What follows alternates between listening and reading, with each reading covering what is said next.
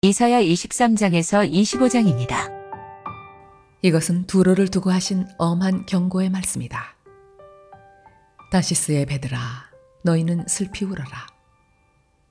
두로가 파멸되었으니 들어갈 집도 없고 닫힐 내릴 항구도 없다. 키프로스에서 너희가 이 소식을 들었다. 항해자들이 부유하게 만들어준 너의 섬 백성들아, 시돈의 상인들아, 잠잠하여라.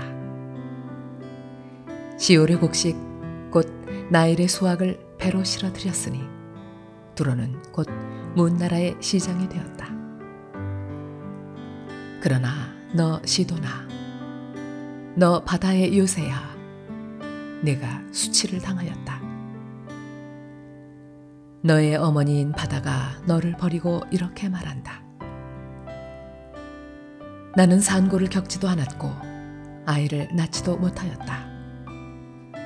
아들들을 기른 일도 없고 딸들을 키운 일도 없다.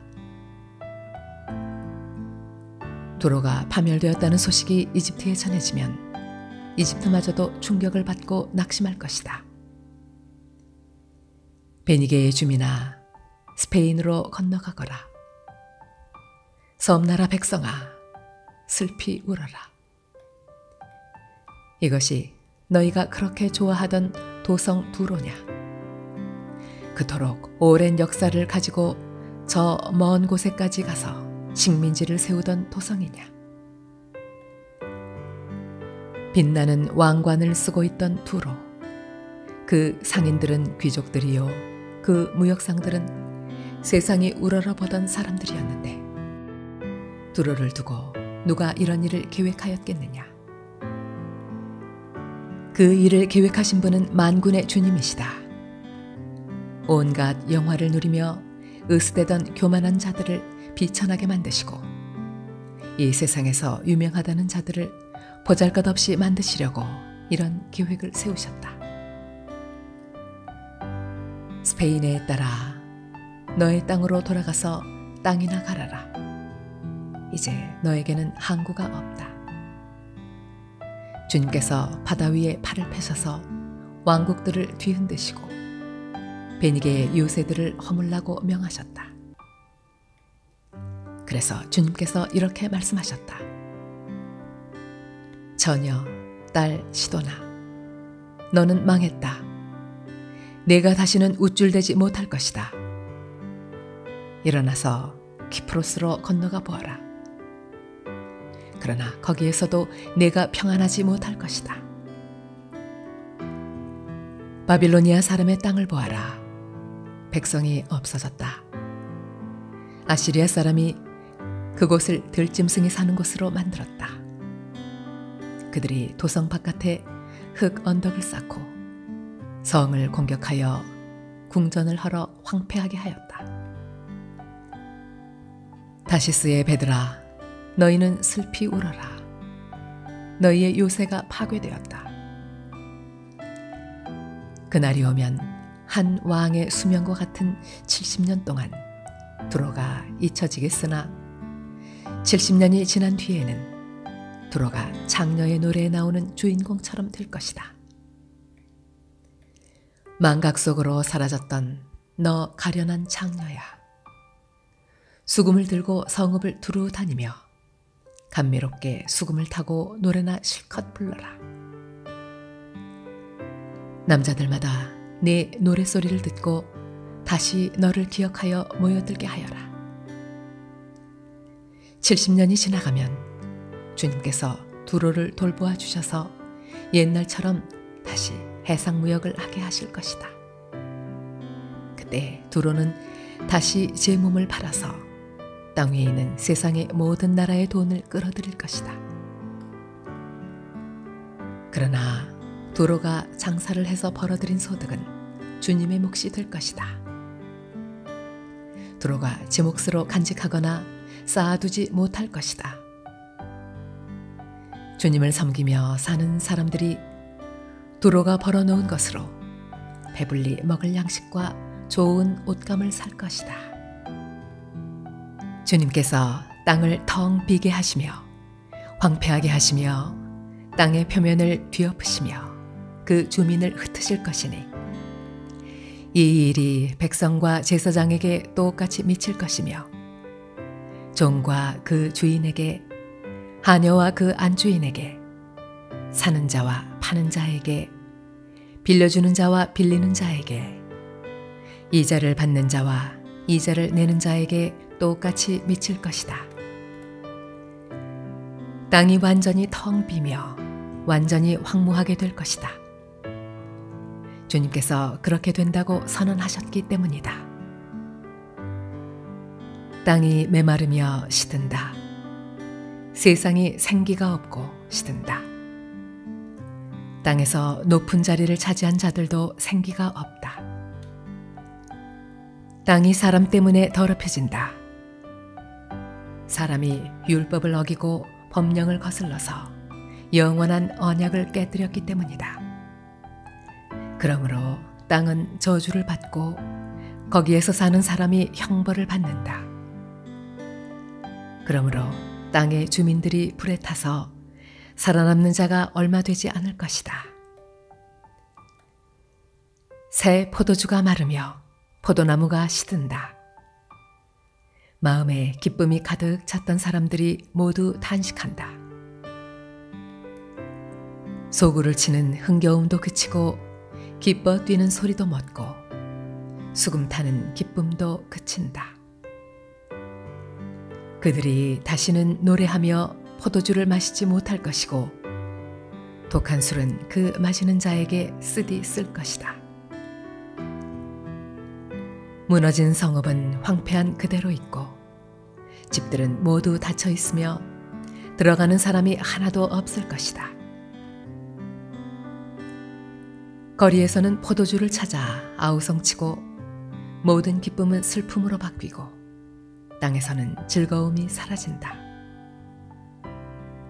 성읍은 폐허가 된 채로 버려져 있고 성문은 파괴되어 조각난다.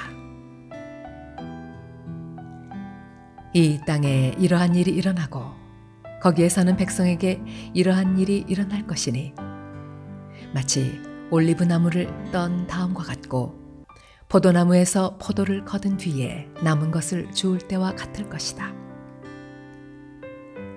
살아남은 사람들은 소리를 높이고 기뻐서 외칠 것이다. 서쪽에서는 사람들이 주님의 크신 위엄을 말하고 동쪽에서는 사람들이 주님께 영광을 돌릴 것이다. 바다의 모든 섬에서는 사람들이 주 이스라엘의 하나님의 이름을 찬양할 것이다. 땅 끝에서부터 노래하는 소리, 의로우신 분께 영광을 돌리세 하는 찬양을 우리가 들을 것이다. 그러나 갑자기 나는 절망에 사로잡혔다. 이런 변이 있나? 이런 변이 또 어디에 있단 말인가? 나에게 재앙이 닥쳤구나. 약탈자들이 약탈한다. 약탈자들이 마구 약탈한다. 땅에 사는 사람들아, 무서운 일과 함정과 올가미가 너를 기다리고 있다. 무서운 소리를 피하여 달아나는 사람은 함정에 빠지고 함정 속에서 기어나온 사람은 올가미에 걸릴 것이다. 하늘의 홍수문들이 열리고 땅의 기초가 흔들린다. 땅덩이가 여지없이 부스러지며 땅이 아주 갈라지고 땅이 몹시 흔들린다. 땅이 술 취한 자처럼 몹시 비틀거린다. 폭풍 속의 오두막처럼 흔들린다. 세상은 자기가 지은 죄의 무게에 짓눌릴 것이니 쓰러져서 다시는 일어나지 못할 것이다. 그날이 오면 주님께서 위로는 하늘의 군대를 벌하시고 아래로는 땅에 있는 세상의 군왕들을 벌하실 것이다. 주님께서 군왕들을 죄수처럼 토굴 속에 모으시고 오랫동안 감옥에 가두어 두셨다가 처형하실 것이다. 만군의 주님께서 왕이 되실 터이니 달은 볼 낯이 없어하고 해는 부끄러워할 것이다. 주님께서 시온산에 앉으셔서 예루살렘을 다스릴 것이며 장로들은 그 영광을 볼 것이다. 주님은 나의 하나님이십니다. 내가 주님을 높이며 주님의 이름을 찬양하겠습니다. 주님께서는 놀라운 일들을 이루시고 예전에 세우신 계획대로 신실하고 진실하게 이루셨습니다. 주님께서는 성읍들을 돌무더기로 만드셨고 견고한 성읍들을 폐허로 만드셨습니다. 우리의 대적들이 지은 도성들을 더 이상 도성이라고 할 수 없게 만드셨으니 아무도 그것을 재건하지 못할 것입니다. 그러므로 강한 민족이 주님을 영화롭게 할 것이며 포악한 민족들의 성읍이 주님을 경외할 것입니다.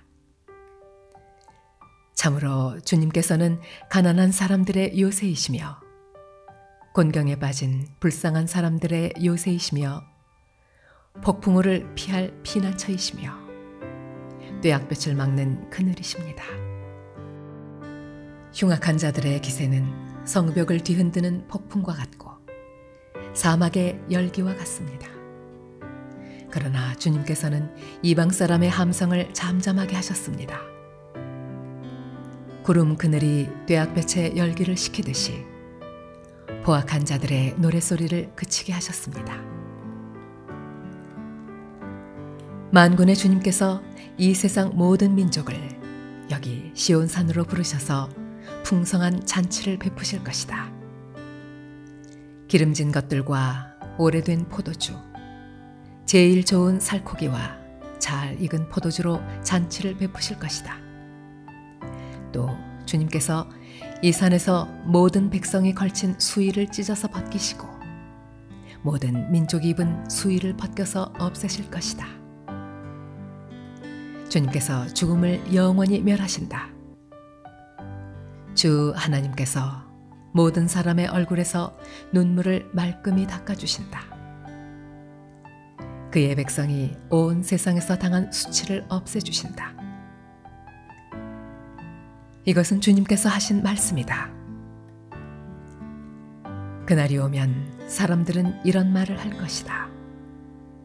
바로 이분이 우리의 하나님이시다. 우리가 하나님을 의지하였으니 하나님께서 우리를 구원하신다. 바로 이분이 주님이시다. 우리가 주님을 의지한다. 우리를 구원하여 주셨으니 기뻐하며 즐거워하자.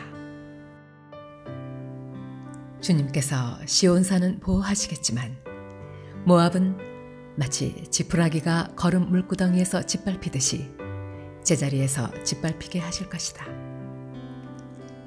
헤엄치는 사람이 팔을 휘저어서 헤엄을 치듯이 모압이 그 거름 물구덩이에서 두 팔을 휘저어 빠져나오려고 하여도 주님께서는 모압의 팔을 그의 교만과 함께 가라앉게 하실 것이다.